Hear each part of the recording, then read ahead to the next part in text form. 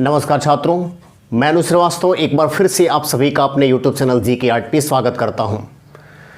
तो छात्रों, हम लोग भारतीय स्वतंत्रता संग्राम के चरणों को पढ़ रहे हैं और अभी तक भारतीय स्वतंत्रता संग्राम से संबंधित 12 वीडियो अपलोड मैं कर चुका हूं और मुझे उम्मीद है कि वो 12 वीडियो आप लोग ज़रूर देखे होंगे। आज मैं 12वीं वीडियो से आगे 13वें वीडियो की ओर बढ़ूँगा, यानी कि आज हम भारतीय स्वतंत्रता संग्राम का भाग 13 पढ़ेंगे और इस भाग 13 में जिस बातों की मैं चर्चा आज करने वाला हूं उसमें भारत शासन अधिनियम 1937 का चुनाव और साथ ही साथ केंद्रीय मंत्रिमंडल से कांग्रेस पार्टी के इस्तीफा दिए जाने के बाद मुस्लिम लीग द्वारा मुक्ति दिवस का मनाया जाना। लेकिन इससे पहले मैं आपको बता दूं कि भाग 12 को पढ़ाते ही मैंने इस बात को बताया था कि 1930 से लेकर 1932 ईस्वी तक 3 गोलमेज सम्मेलन बुलाए गए थे और 3 गोलमेज सम्मेलनों में कोई भी ऐसा सम्मेलन नहीं था जो सफल हुआ था। द्वितीय गोलमेज सम्मेलन में भाग लेने के लिए कांग्रेस पार्टी भी गई थी और कांग्रेस पार्टी से कई महत्वपूर्ण नेता भी गए थे, जिसमें स्वयं महात्मा गांधी भी पहुंचे थे। लेकिन द्वितीय गोलमेज सम्मेलन सांप्रदायिकता के नाम पर असफल हो गया था। 24 दिसंबर 1931 को महात्मा गांधी जब भारत पहुंचे थे तो भारत आने के बाद उनका बेसब्री से इंतजार हो रहा था कि द्वितीय गोलमेज सम्मेलन में कौन सी बातें हुई हैं और क्या भारत को उससे लाभ मिला है। लेकिन गांधी जी जब दिल्ली पहुंचते हैं तो दिल्ली पहुंचने के बाद वह कहते हैं कि मैं सम्मेलन से खाली हाथ लौटा हूं, लेकिन अपने देश की इज्जत को बट्टा लगाने नहीं दिया। और मैंने ये भी बात बताया था कि तीनों गोलमेज सम्मेलनों में कांग्रेस पार्टी के तरफ से तो नहीं, लेकिन एक दलित प्रतिनिधि के तौर पर पहुंचे थे B.R. अम्बेडकर। और B.R. अम्बेडकर इसलिए गोलमेज सम्मेलन में पहुंचते थे ताकि गोलमेज सम्मेलन के दौरान उनकी दलित जाति के लोगों के लिए कुछ विशेष व्यवस्था कर सके अंग्रेज। और इसी बात को लेकर अंग्रेज़ों के द्वारा B.R. अम्बेडकर की बातों को मानते हुए वहाँ के प्रधानमंत्री मैकडोनाल्ड ने 16 अगस्त 1932 को सांप्रदायिक पंचाट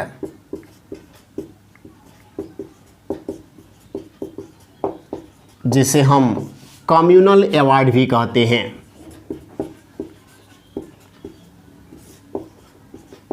इस सांप्रदायिक पंचाट की घोषणा की और इस सांप्रदायिक पंचाट पर B.R. अम्बेडकर जी हस्ताक्षर किए थे। इस सांप्रदायिक पंचाट के माध्यम से भारत के दलितों के लिए पृथक निर्वाचन क्षेत्र की व्यवस्था की गई थी।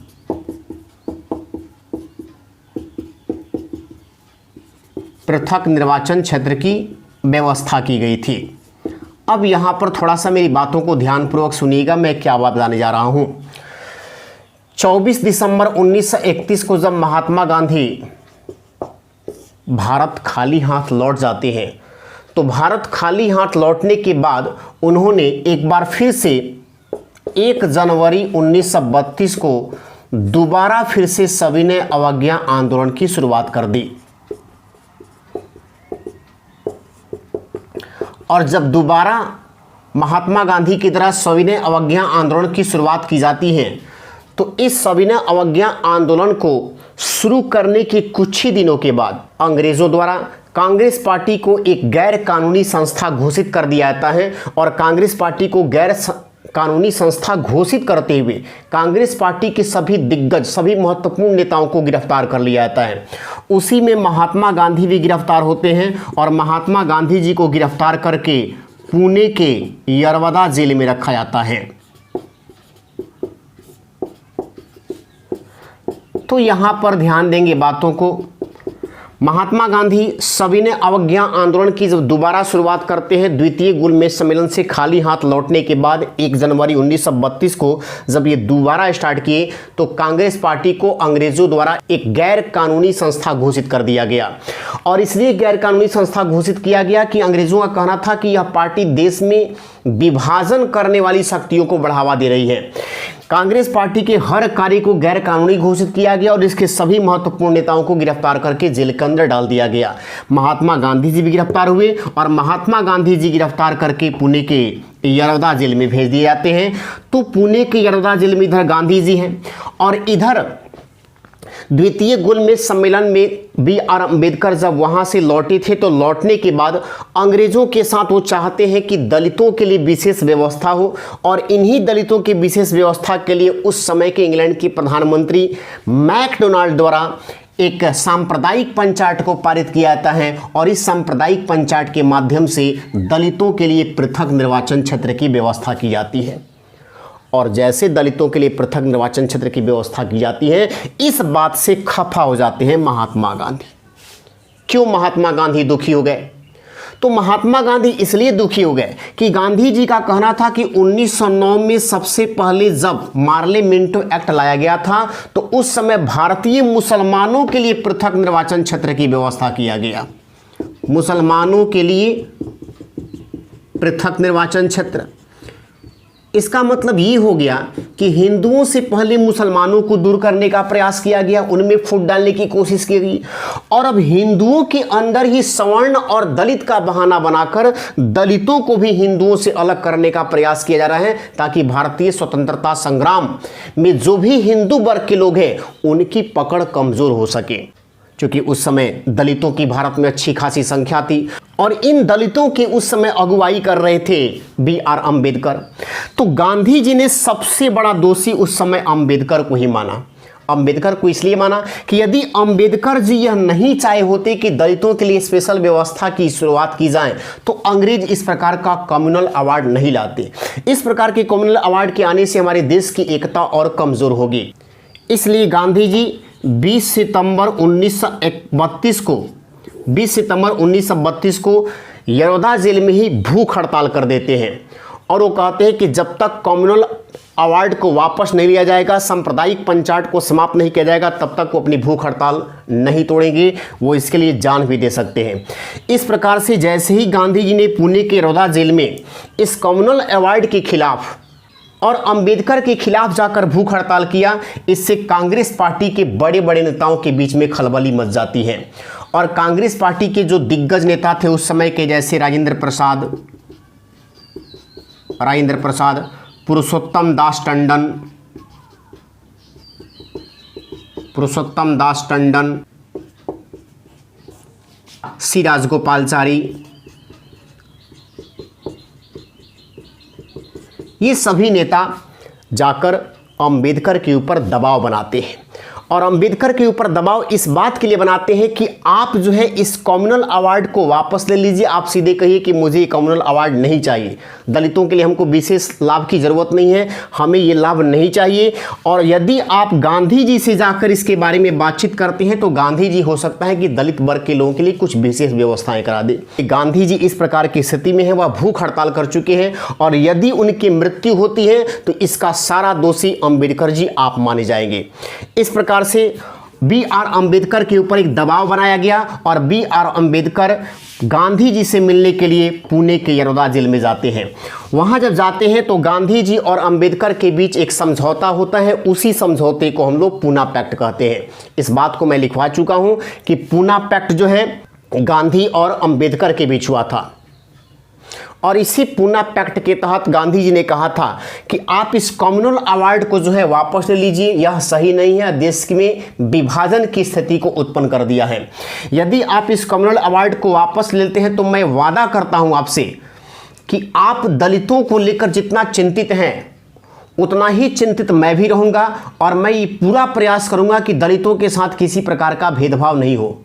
अंबेडकर जी ने कहा कि यदि मैं कम्युनल अवार्ड को वापस ले भी लेता हूं, अगर मैं इसको निरस्त कर देता हूं तो हमारे दलितों के हितों की सुरक्षा कैसे हो पाएगी? क्या आप इसकी जवाबदेही लेंगे? तो गांधी जी कहते हैं कि आज से मैं अभी से आजीवन दलितों की ही सेवा करूंगा, दलितों के लिए ही सब कुछ करूंगा, मुझे नहीं चाहिए राजनीति में किसी प्रकार का कार्य। दलित लोग अगर बेहतर रहते हैं तो देश की सामाजिक स्थिति बेहतर रहेगी, सामाजिक स्थिति बेहतर रहेगी तो देश के सभी वर्गों के लोग मिलजुल कर रहेंगे, जिससे देश की आज़ादी को लेकर किसी प्रकार की कोई समस्या नहीं होगी। इस प्रकार से गांधी जी ने यह भी अम्बेडकर से कहा कि आप यदि कम्युनल अवार्ड के तहत इस बात को अंग्रेजों से मनवाने में कामयाब रहे हैं कि राज्य विधान परिषद में 71 सीटें दलित जातियों के लिए आरक्षित रहेगा, तो मैं आपसे वादा करता हूं कि मैं कांग्रेस पार्टी के माध्यम से, मैं खुद अपने माध्यम से आपको प्रांतीय विधान परिषद में 148 सीटें दिलवाऊंगा जो आपके दलित जाति के लिए आरक्षित रहेगी। इस 148 सीटों पर दलितों के अलावा दूसरा कोई खड़ा नहीं हो सकता है। तो गांधी जी ने कम्युनल अवार्ड में 71 सीटों की जो बात की गई थी दलितों के लिए, गांधी जी ने कहा कि हम आपको 148 सीटें कांग्रेस पार्टी से दिलवाएंगे। दूसरी बड़ी बात कि गांधी जी ने भी कहा कि केंद्रीय विधान परिषद में दलितों के लिए मैं 18% रिजर्वेशन करवाऊंगा। इसलिए अंबेडकर जी, मैं आपसे कहता हूं कि आप इस कम्युनल अवार्ड वाले प्रस्ताव को वापस ले लीजिए, कह दीजिए मुझे यह नहीं चाहिए। मैं गांधी जी से वार्ता कर चुका हूं, मुझे अपने देश की ज़्यादा चिंता है। इस प्रकार अंबेडकर ने कम्युनल अवार्ड को निरस्त कर दिया। उन्होंने जो उस पर हस्ताक्षर किया था उसको अवैध बोल दिया। उन्होंने कहा कि मुझे कम्युनल अवार्ड से किसी प्रकार के सहयोग की आवश्यकता नहीं है। लेकिन ये महात्मा गांधी जब पुणे के यरौदा जेल में थे तो इसी यरौदा जेल में इन्होंने दलितों के कल्याण के लिए जो बातें उन्होंने कही थी उसी बात का अनुसरण करने के लिए इन्होंने हरिजन सेवक संघ की स्थापना की। हरिजन सेवक संघ की स्थापना कर दी थी और उन्होंने हरिजन शब्द दिया था पहली बार दलित जाति के लोगों के लिए। उन्होंने कहा कि अंबेडकर जी, आप अपने को अछूत न मानिए, आप समाज की मुख्य धारा से जुड़े हुए लोग हैं, आप भी ईश्वर की संतान हैं। और वैसे तो आप जितना पढ़े लिखे हैं, जिस प्रकार की आपके अंदर शिक्षा है, उस शिक्षा से संपूर्ण देश आप पर गर्व करता है। तो आपको इस सब चक्करों में नहीं पड़ना चाहिए कि इसमें दलितों के लिए क्या हो रहा है, विशेष चीज़ें क्या नहीं हो रहा है। मैं वादा कर रहा हूं कि मैं दलितों का लिए कल्याण करूंगा। और इसीलिए गांधी जी ने हरिजन सेवक संघ जेल के अंदर से ही 1932 में बनाया था। 1933 में हरिजन नामक पत्रिका को भी निकालकर हरिजनों के कल्याण की बातें की थी। अब देखिए, यहां से जब ये जेल से बाहर निकलते हैं, जेल से बाहर निकलने की स्थिति क्यों बन गई थी? क्योंकि दलित जातियों के कल्याण के लिए उन्होंने यरौदा जेल में 21 दिनों का भूख हड़ताल किया था। और 21 दिनों का जब इन्होंने भूख हड़ताल किया तो इनका स्वास्थ्य काफी खराब हो गया, जिसके बाद इनको जेल से रिहा कर दिया गया। और जब जेल से रिहा किया गया तो जेल से रिहा होने के बाद इन्होंने कांग्रेस पार्टी से कहा कि आप इन दलितों के लिए कुछ विशेष व्यवस्था कराइए, 148 सीटें इनके लिए राज्य विधान परिषद में सुरक्षित करवाइए और साथ ही साथ 18% सीटें केंद्रीय विधानसभा में रिजर्व कराइए। लेकिन कांग्रेस पार्टी ने गांधी जी की बात को मानने से इनकार कर दिया था। तो गांधी जी की बातों को कांग्रेस पार्टी ने मानने से इनकार कर दिया। इधर कम्युनल अवार्ड से भी अंबेडकर जी वापस हो गए थे, उन्होंने उस अवार्ड को भी छोड़ दिया था। परिणाम ये हुआ कि अंबेडकर जी को न तो कांग्रेस पार्टी या गांधी जी से कोई सहायता मिल पाया और न ही अंग्रेजों की तरफ से सहायता मिल पाया। और शायद इसीलिए गांधी जी के बारे में अंबेडकर ने कहा था कि यह गांधी एक क्षणिक भूत है जो धूल उड़ा सकता है लेकिन कभी भी अस्त्र नहीं उठा सकता है। यह एक क्षणिक भूत है, एक ऐसा भूत है जो कुछ समय के लिए आता है, धूल उड़ाता है लेकिन अस्त्र नहीं उठा सकता है। इसी सांप्रदायिक पंचाट वाली बातों को लेकर जो बातें अंग्रेजों के द्वारा कही गई थी उससे जब अंबेडकर पीछे हो गए थे और गांधी जी ने इनको अपने तरफ से, कांग्रेस पार्टी की तरफ से जो फायदा दिलवाने की बातें कही गई थी, जो आरक्षण दिलवाने की बात कही गई थी, उसमें जब गांधी जी नाकामयाब हो जाते हैं, कांग्रेस गांधी जी की बात को इनकार कर देती है, तो वल्लभ भाई पटेल और विट्ठल भाई पटेल जैसे नेता भी गांधी जी को एक ऐसा राजनीतिक व्यक्ति करार देते हैं जिनके बारे में वो कहते हैं कि यह एक असफल राजनीतिक व्यक्ति है जिसका राजनीति में कोई अस्तित्व नहीं है। ऐसे लोगों से देश के लिए कुछ भी विशेष व्यवस्थाएं नहीं हो सकती है। तो ये सब बातें थी आपको पूना पैक्ट और कम्युनल अवार्ड सांप्रदायिक पंचाट को लेकर बातें। अब आइए थोड़ा सा हम देखें कि 1935 में अंग्रेजों के द्वारा जो भारत शासन अधिनियम लाया गया था, उस भारत शासन अधिनियम में कौन कौन सी बातें की गई थी। 1935 के भारत शासन अधिनियम के बारे में थोड़ा हम चर्चा करना चाहेंगे। भारत शासन अधिनियम, इसमें जो मुख्य बातें हम लेंगे उसमें देखिए कौन कौन सी बातें लेंगे। सबसे पहली बात इसके लिए हम क्या याद रखेंगे, अंग्रेजों के द्वारा लाया गया सबसे बड़ा कानून,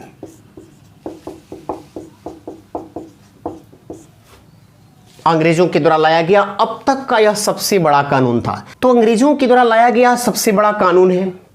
अब इस कानून में कौन सी ऐसी बातें थी जिसके चलते इसको सबसे बड़ा माना गया था? तो इस कानून में 451 धारा थी और 15 परिशिष्ट थे।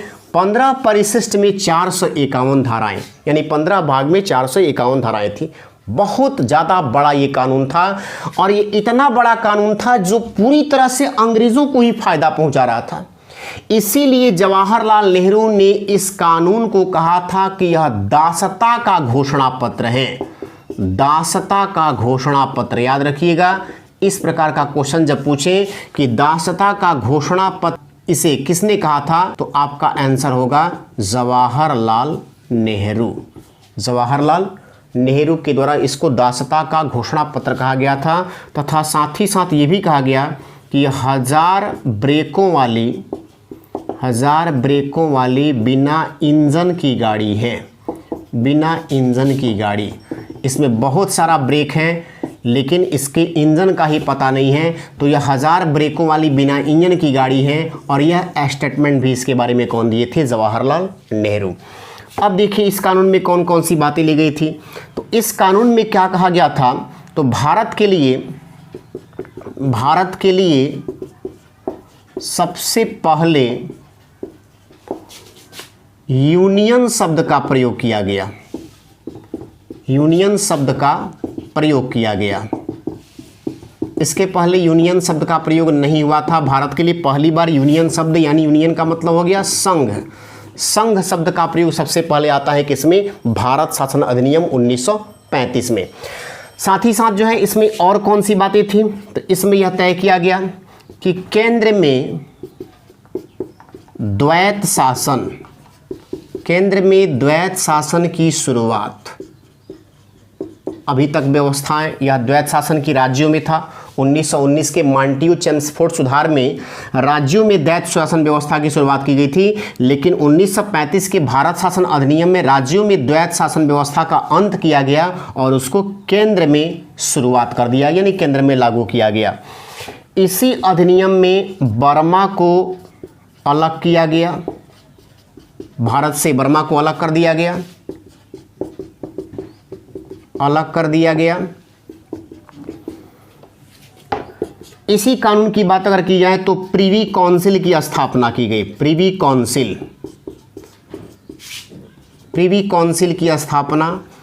काउंसिल का हेडक्वार्टर लंदन में स्थापित किया गया।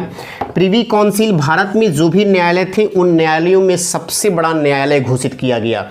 यहाँ के फेडरल कोर्ट की बात की जाए, सुप्रीम कोर्ट के बाद सबसे बड़ा कोर्ट प्रिवी काउंसिल बनाया गया। अगर भारतीय मुकदमों की सुनवाई करते समय सुप्रीम कोर्ट में भी बहस पूरी नहीं हो पाती है, सुप्रीम कोर्ट के फैसलों से भी कोई संतुष्ट नहीं होता है, तो वह अंतिम सुनवाई के लिए प्रिवी काउंसिल में अपील कर सकता है। लेकिन ये प्रिवी काउंसिल कहाँ बनाया गया? लंदन में। आज़ादी के बाद इस प्रिवी काउंसिल को समाप्त कर दिया गया और उसके बाद सबसे बड़ा देश का कोर्ट आज बन गया है कौन? Supreme court. प्रिवी काउंसिल की स्थापना हुई, इसी में आरबीआई की स्थापना का ही प्रावधान लाया गया। आरबीआई की स्थापना का प्रावधान। इसी कानून में यह भी कहा गया कि भारतीय लोग भी चुनाव लड़ सकते हैं। अभी तक भारतीय लोग को चुनाव लड़ने का अधिकार नहीं किया था, लेकिन यहाँ पर भारतीय लोग को चुनाव लड़ने का अधिकार दिया गया। कहा गया कि भारतीय लोग केंद्रीय विधान परिषद और राज्य विधान परिषद के अंतर्गत होने वाले चुनाव में भाग ले सकते हैं। तो ये सारी बातें जो है भारतीय स्वतंत्रता संग्राम के दौरान 1935 ईस्वी के भारत शासन अधिनियम में लाई गई थी। तो भारत शासन अधिनियम की अगर महत्वपूर्ण बातों को देखें तो इसमें सबसे अधिक बार क्वेश्चन पूछा गया है द्वैत शासन की। भारत में द्वैत शासन की शुरुआत किस अधिनियम द्वारा की गई थी? तो भारत शासन अधिनियम 1935 के तहत। इसी में अगर देखिएगा तो शासन के लिए 3 विषय बनाए गए, शासन के 3 विषय बना दिए गए। और ये 3 विषय कौन कौन बनाए गए थे? तो एक बनाया गया संघ सूची, जिसके तहत कानून बनाने का अधिकार केंद्र को होगा। दूसरा कहा गया राज्य सूची, जिसके तहत कानून बनाने का अधिकार राज्य को दिया गया। और तीसरा दिया गया समवर्ती सूची, जिसके तहत कानून बनाने का अधिकार दोनों को दिया गया। इसी 1935 के भारत शासन अधिनियम से ही भारत का संविधान सबसे अधिक प्रभावित है, क्योंकि भारतीय संविधान को बनाने के लिए अधिकांश नियम 1935 के भारत शासन अधिनियम से ही लिया गया है। भारत शासन अधिनियम 1935 में लाया गया था और भारतीय संविधान के 395 अनुच्छेदों में से 250 अनुच्छेद इसी भारत शासन अधिनियम से हूबहू लिया गया है। यानी भारत के संविधान पर सबसे अधिक प्रभाव 1935 के भारत शासन अधिनियम का है।